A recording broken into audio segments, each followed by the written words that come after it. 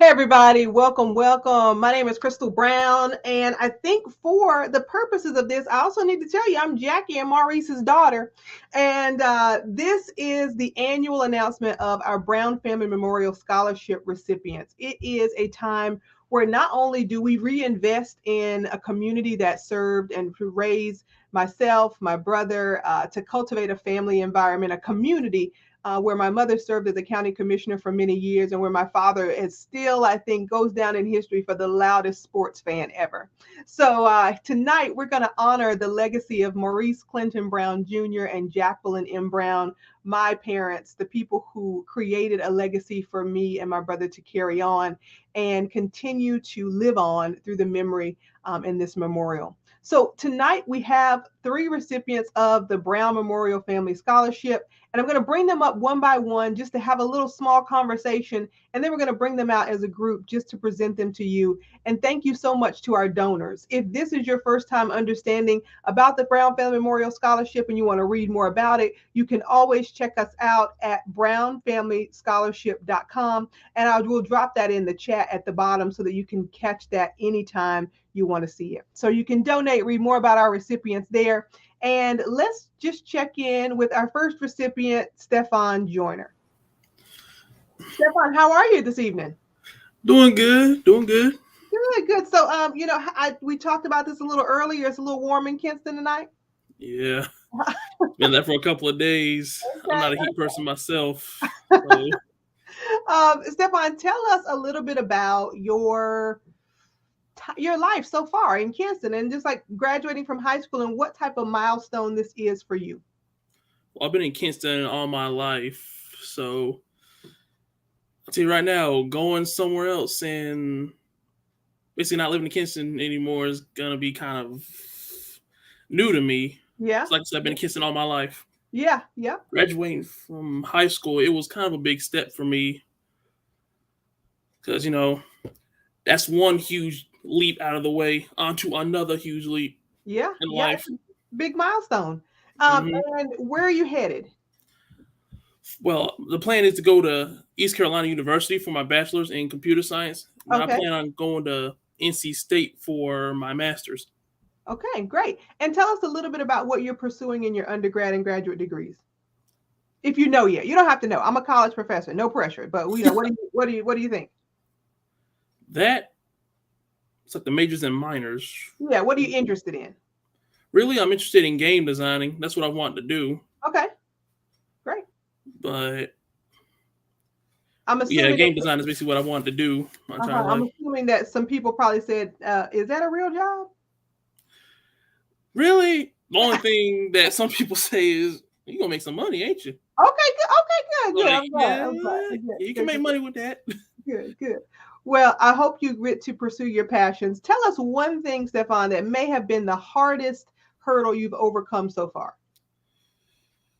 Well, can I go back to like elementary days? Of course.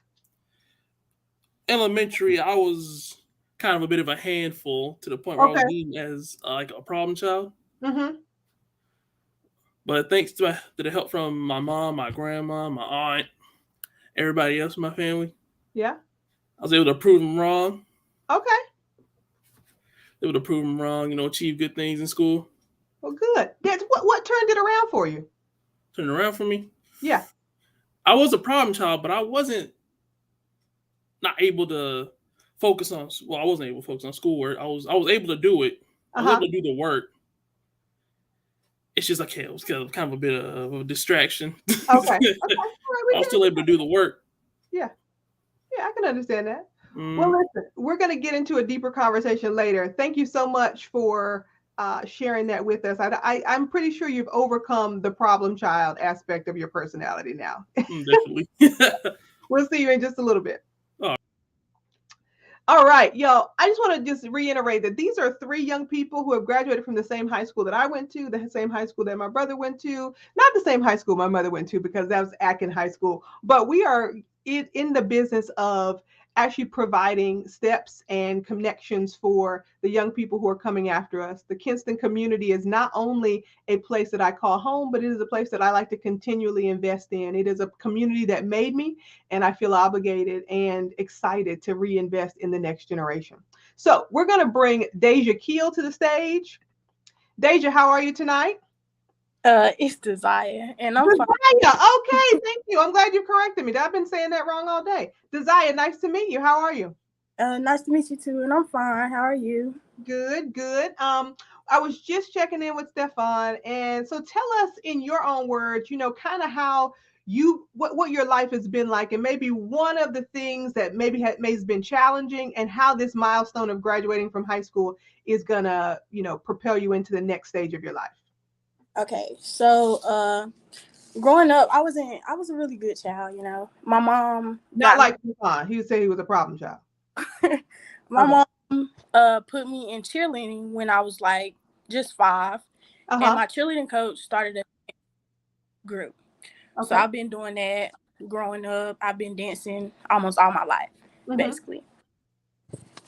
One of the challenging things for me would have been COVID. When COVID started, it was like the virtual school and stuff. It was very hard for me. Mm-hmm. Mm-hmm. What was the hardest thing about virtual school? Uh, the help mostly. Okay. Like it was kind of hard to get help from teachers. Like my mom wouldn't allow me to do the 2 weeks in school, 2 weeks on virtual. She Yeah. made me do like full virtual. So that was Mm-hmm. actually kind of hard to get the teacher's attention when there's other students. Mm-hmm. Mm-hmm. Yeah. Okay, but you made it, and now what's next? I'm going to go to school to Okay. study forensic science. Mm-hmm. Hopefully that goes great. I'm also going to dance in school. Okay. Do you know where you're going to school? Fayetteville State. Okay. All right. Great. Great. Awesome. And then when you think of, maybe how you want to give back in the future, what does that look like for you? I plan on starting my own dance group Okay.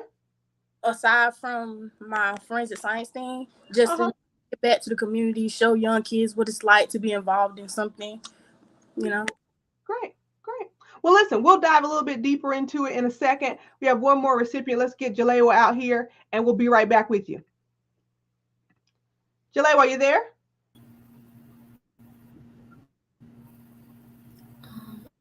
Yes, and it's Alewa. Alewa, okay, great. Thank you for telling me. Alewa, tell me a little bit about your upbringing in Kinston, maybe one of the hard parts, and then what has propelled you to finish high school and go to the next level. What do you got? So I'm not originally from Kinston. I'm from Atlanta, Georgia, and Okay. I moved to Kinston. And I'll say my upbringing was a little challenging. It's always been a challenge in general, my upbringing. So I'll say the most challenging part was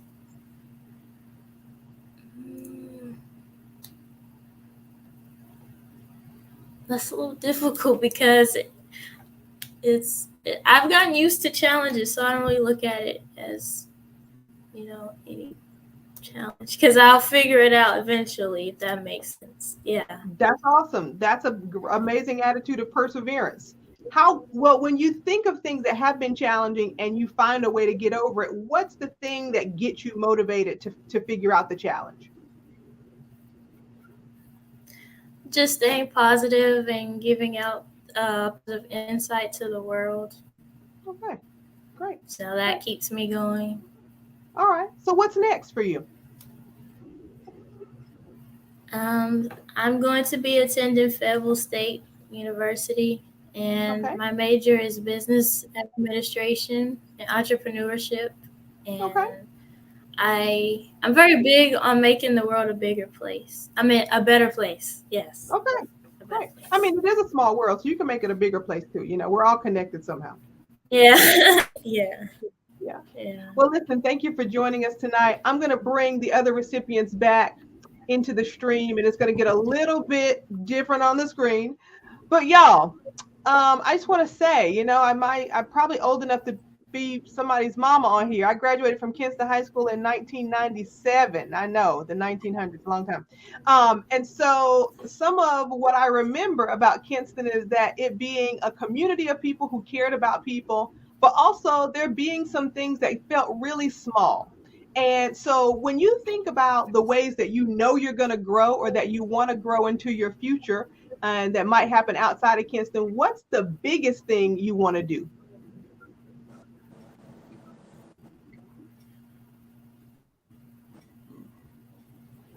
Anybody can jump in. I see you thinking. Go ahead.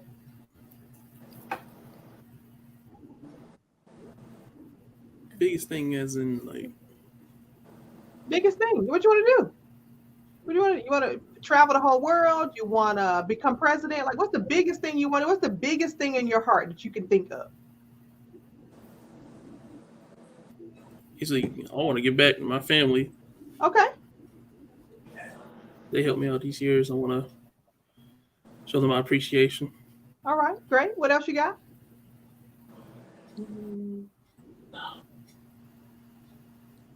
I want to become a professional dancer, actually.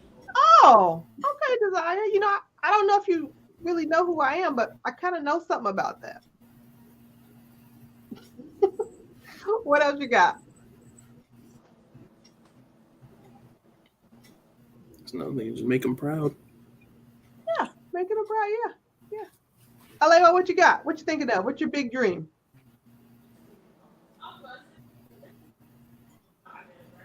Uh-oh. Did we lose her? Is she frozen? No. So, I think the word play. I'm just very big on showing love in general, so that's what I do. Great. So a lot of things have changed in Kinston since I graduated from high school. And, to be perfectly honest with you all, I was the generation that our parents really groomed us to graduate and get out, right? They did. They wanted us to graduate, to get out, to do the thing. And then when we did that thing, they were like, are you ever coming back home? And we were like, that's not what you're telling us to do. So when you think about what you might do in terms of where you might land and build a home or return home, where's somewhere you feel like you might be able to put down some roots? What place might feed your dreams?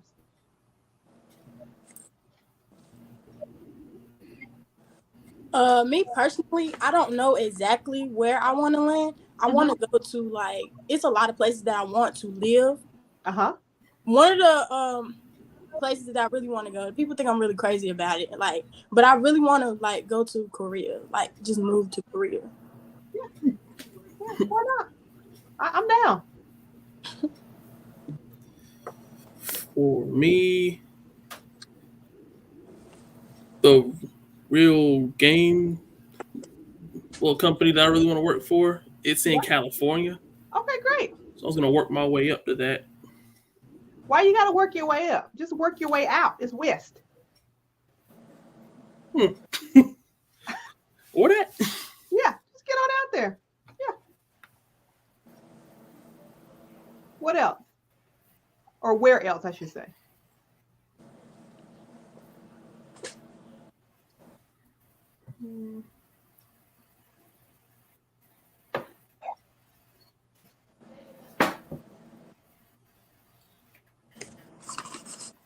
So I'll tell you a funny story. Maybe, again, like y'all can probably ask your parents, maybe my generation or what I did in Kinston. So I graduated from high school, went to the University of North Carolina at Greensboro, left there on the day of graduation and flew to New York and was a professional dancer for 25 years, owned a dance company, became a professional dance professor. I still own a dance company to this day. I've toured all over the world. And now I own a coaching practice that helps people turn their visions and their dreams into their reality. So if there's anybody from our little town who's going to dream with you and think it's possible, it's me, right? So you can't say just about, there's nothing you can say to me that I'll be like, we're not going to do that, right? Nothing, right? When I told my parents that I was going to go to school for dance, my mother was like, and what else? Because that's not a real job, right? And so, and then I got a minor in business. And so that's kind of how my entrepreneurship career began. But really, I'm not saying that about me. I'm saying it to tell you that anything you want to do really is possible. You might not know how right now. I didn't know how to become a professional dancer, but it happened. I didn't know how to start my own dance company, but it happened. I didn't know who was going to help me because no one in my family had ever done it before. I'm the first person in my nuclear family to graduate from college. So there were a lot of things I had to figure out on my own, which makes this give back for me even more important because I know a lot of times we just don't know the questions to ask when we're trying to do something that people around us have never done, right?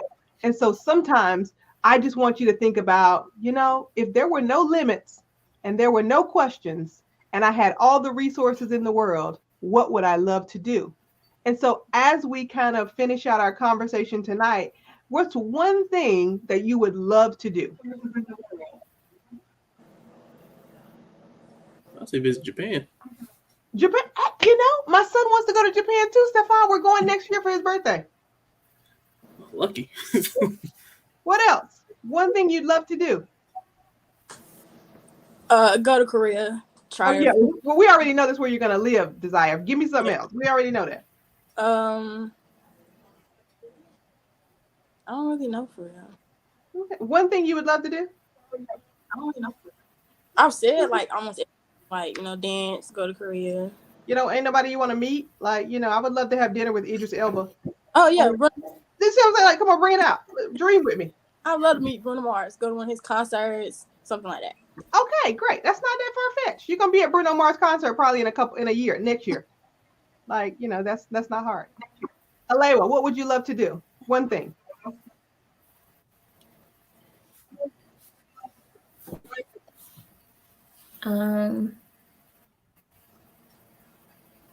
Just major in all the things that I want to be in life. Okay.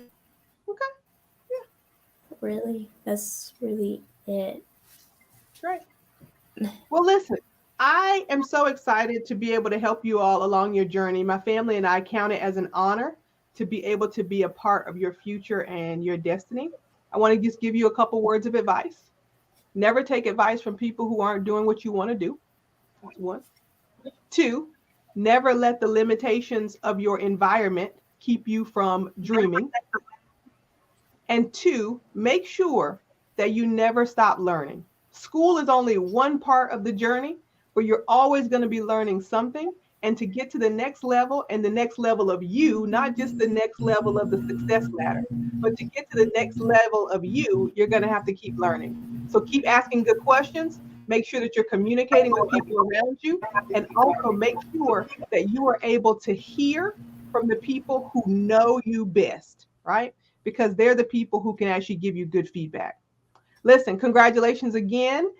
Anyone have any last words they want to share or anything you want to share with our audience?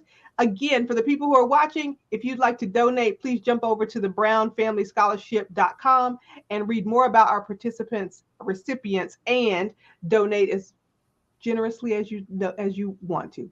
We make sure that this goes out every year. Guys, any last words?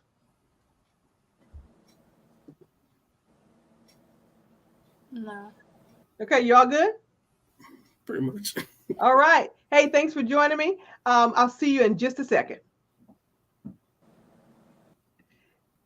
Thank you so much to our donors, to our collaborators, and to our contributors for continuing to make the Brown Family Memorial Scholarship keep it in existence. This is the third year, and these three young people make out our 10th recipients of this scholarship, and we want to keep it going. So if you have questions, comments, concerns about how to contribute to the growth of these young people or any of our recipients in the past, please don't hesitate to send an email to crystal@crystalbrown.com, and we'll talk to you soon. Thank you so much for joining us.